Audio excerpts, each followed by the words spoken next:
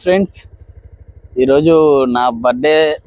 మా wife beach దగ్గరికి వెళ్ళి కేక్ కటింగ్ చేద్దామంటుంది. అందుకని అలా సరదాగా రామాయపట్నం బీచ్ దగ్గరికి అయితే వెళ్తున్నాము. అలా బీచ్ దగ్గరికి వెళ్ళి మంచిగా కేక్ కటింగ్ వీడియో అయితే తీసి మన ఫ్యామిలీతో పంచుకుంటానండి. తినడమే, ఇంకా పక్కన వాళ్ళకి పెట్టేది లేదు. హాయ్ ఫ్రెండ్స్, ఇప్పుడైతే రామాయపట్నం పోర్ట్ దగ్గర ఉండే లైట్ హౌస్ అయితే ఎక్కడానికి అయితే మనం లోపలికి వెళ్తున్నాం.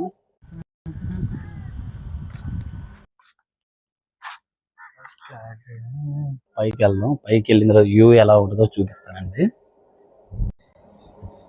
ఇదైతే లైట్ హౌస్ పైకి వెళ్ళడానికి మెట్ల మార్గం అండి. ఈ స్టెప్స్ అన్ని పైకి ఎక్కి వెళ్ళాలి.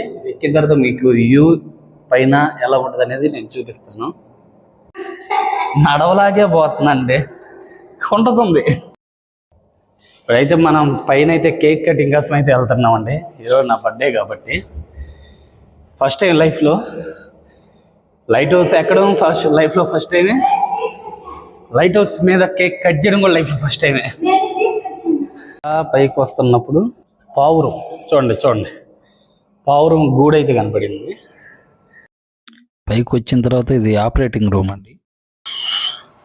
వెళ్ళాలా ఆ మెట్ల మీద పైకి ఎక్కుంటా రావాలి. చూడండి మా వైఫ్ ఎంత కష్టపడి పైకి వచ్చేసాం మేము. బాపురే, బయట వ్యూ అయితే చూపిస్తానండి మీకు. చూడండి బీచ్. బాపురే, అంతా రామాయపట్నం విలేజ్ అండి.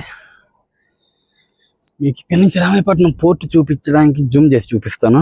చూడండి, ఆ కనపడేదే వచ్చేసి బ్రేక్ వాటర్ అంటారు. ఇది సముద్రంలో 1.5 కిలోమీటర్స్లో నార్త్ బ్రేక్ వాటర్. అది సౌత్ బ్రేక్ వాటర్ ఒకటి ఉందండి, ఆ పొడుగైంది.